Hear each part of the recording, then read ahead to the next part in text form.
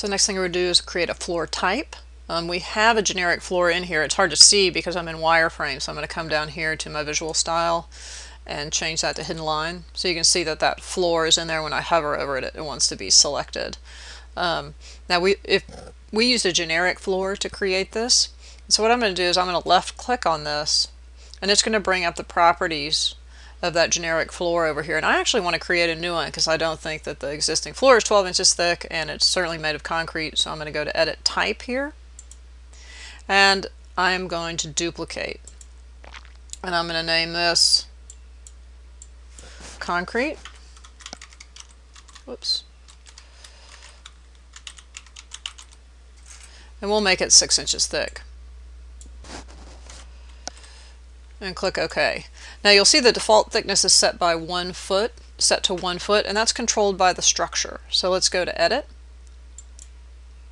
And you see that structure is by category, the material, and then here is the thickness. So we want to change that thickness to 6 inches.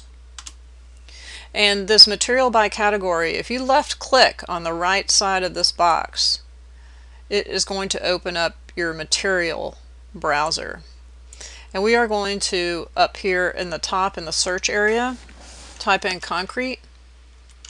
And it's going to list all the concrete that are currently loaded in your project. So all of this is currently loaded in your project.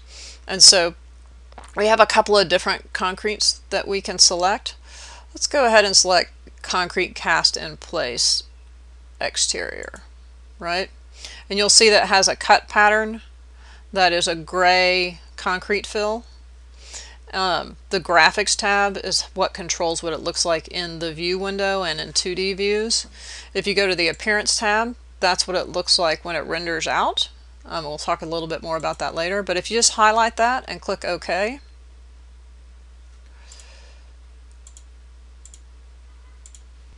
and click OK, it's going to apply that, and you can click OK and click OK. Now this is a 6-inch concrete floor. So if you were to go to the section, either one of these sections, by double clicking on that blue end and zooming in on that floor, let's go to right there, it is, and that is a 6-inch floor. You could actually do a length of that if you wanted to, right? 6 inches deep. All right, so that's a particular floor type, right? And we'll take a look sort of generally at how floors are made. I'm going to go back to my level 1. Okay, so now we have the correct floor in there. All right, the next thing we're going to do is we're going to create some walls. So I'm going to stop this and we'll come back and do that.